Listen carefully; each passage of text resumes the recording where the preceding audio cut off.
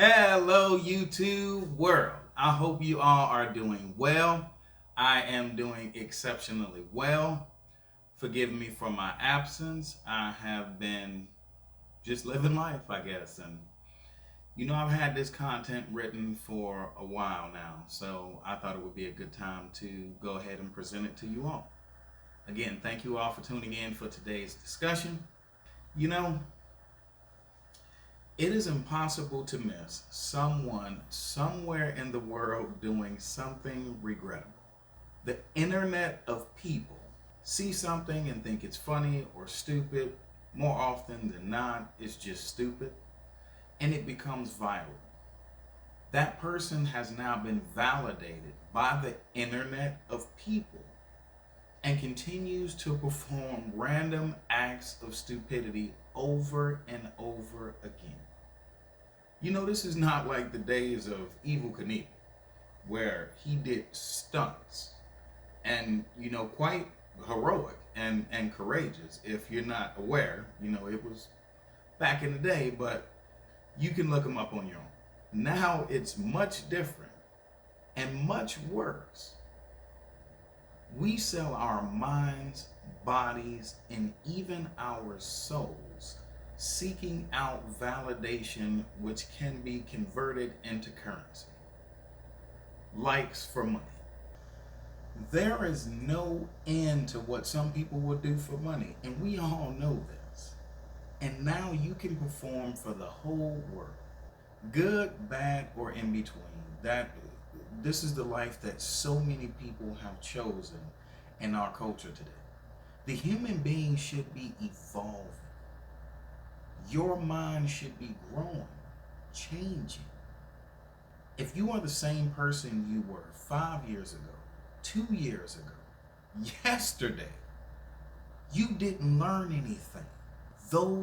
You missed countless opportunities to learn something, either from yourself or from someone else. Be it good, bad, or in between, but you've learned something. Now you can apply that to the way you think, move, and behave. But so many people have missed that. Has anyone ever told you that? Have you not considered what you can learn every single day you wake up? Well, I'm glad you're here. It is staggering to think how many people waste away physically, intellectually, day after day. There are 24 hours in one day. Let's say you sleep 6 and work 8. That leaves you with 10 hours, 10 discretionary hours each day. At the end of 1 week, that is 70 hours. Within a calendar year, that is 3,640 hours. That is the equivalent of 151.6 days each calendar year that you can spend however you like. I can't think of any one thing you cannot accomplish in that amount of time. Can you? If so, please leave a comment down in the comment section if 3,640 hours a year is not enough time for you. And please explain to me why. Now I want you all to listen close, because here comes the goal. I have heard this statement, and I'm sure most of you that are watching this have heard this statement far too many times, but I'm going to break it down for you. But here's how it typically goes. Far too many people will say something to this effect that it's my life and I can do what I want to do. Every person operating on this planet is in some way connected to everyone else. Now let me break it down for you if you don't believe that's true. How we think, act, and behave has consequences, some of which you may not even be aware of. Your faith or lack thereof has consequences on someone. That's true. Your health, good or bad, has consequences on someone. Fact number 2. How you spend your money has consequences on someone else. Fact number 3. And how you spend your time has consequences on someone else. The list can go on into infinity. Think. Now let me repeat this small list for you folks in the back. Your faith or lack thereof has consequences on someone else. Your health, good or bad, has consequences on someone else. How you spend your money has consequences on someone else. And how you spend your time has consequences on someone else. Those are facts. So think those things over. But we're not completely lost. And let me explain to you why. We can make a course correction as a collective group. There are 3 things we need to consider. There are many more, but these 3 I want you to keep in mind. How we spend our time, how we view ourselves, and what boundaries we set for ourselves. Now let's start with the first point, how we spend our time. Are you engaging in activities that promote spiritual and or emotional growth?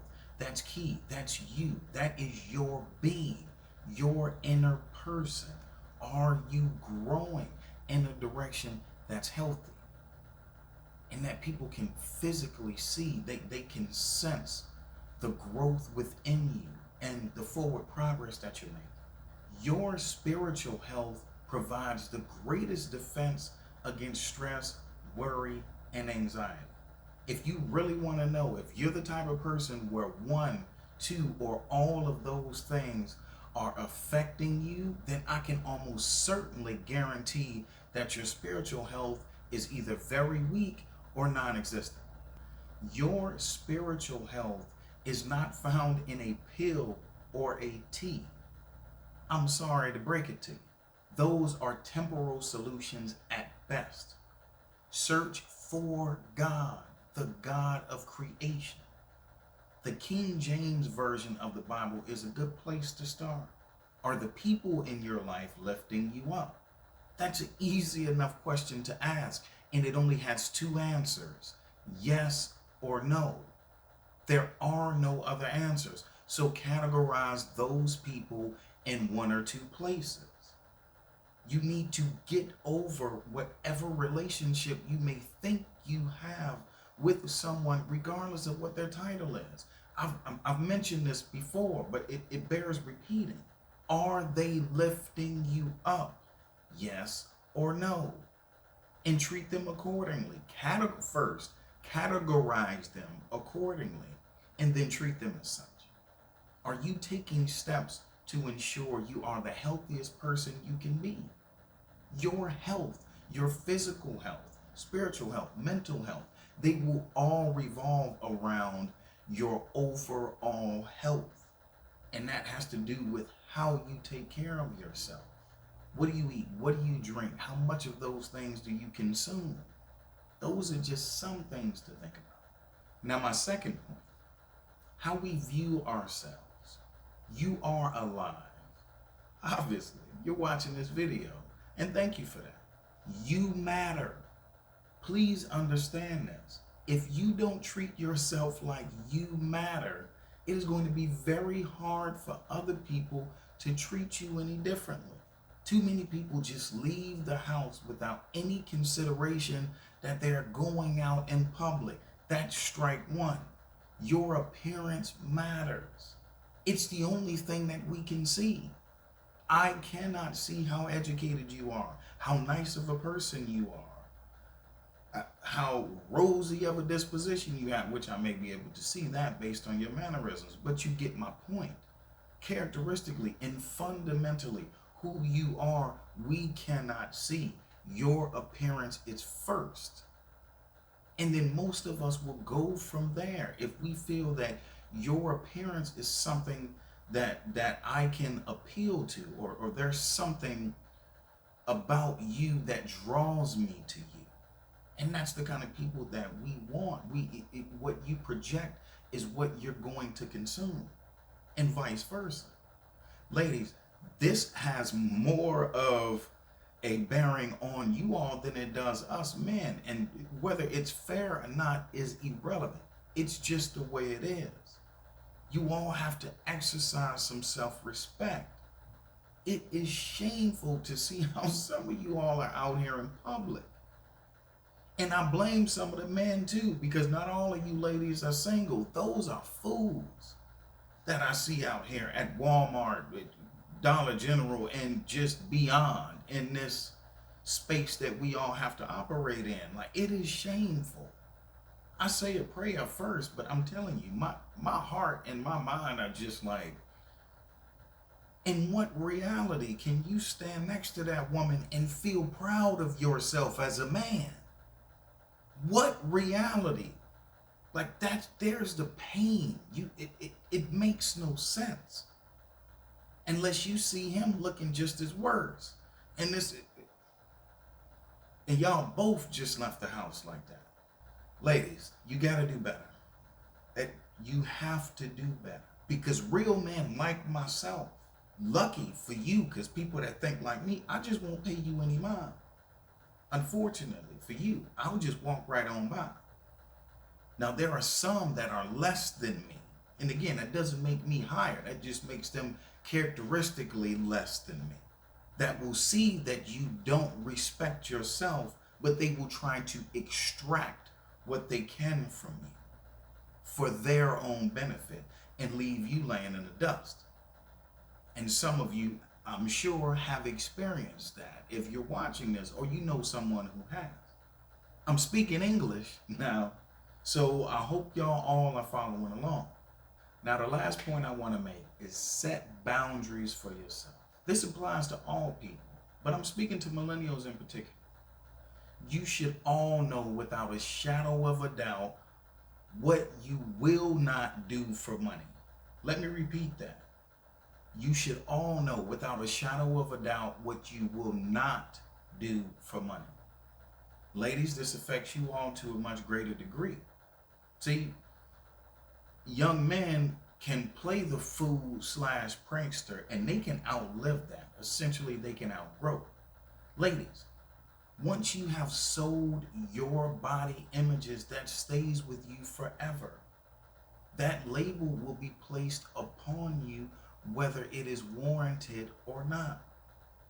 Now, men, we play a role in their actions as well. And listen up. Now, some of you may be thinking, I didn't tell her to take her clothes off. No, you didn't. But your attention validated her actions. Your comments, likes, money even is validation. And men, hear me well, you lose in the end. And I know you may be thinking, well, how so?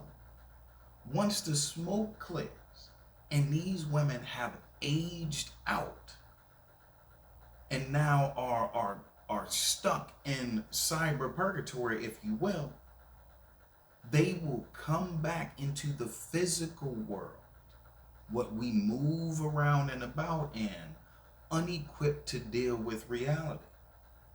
And those women will be what you have to choose from for a mate or a wife. That's how you lose. And your validation has created this cycle of women thinking that they are more important than they are, holier than thou, the most beautiful thing to ever walk the face of the earth on a cyber level, but have no idea what it truly means to be a woman in the real world. Think about all the things that I've just said. Thank you all again for watching. Please like, share, comment, subscribe, do all of that good YouTube stuff. I hope you all enjoy the rest of your day and have a great weekend. Again, thank you all for watching. Bye.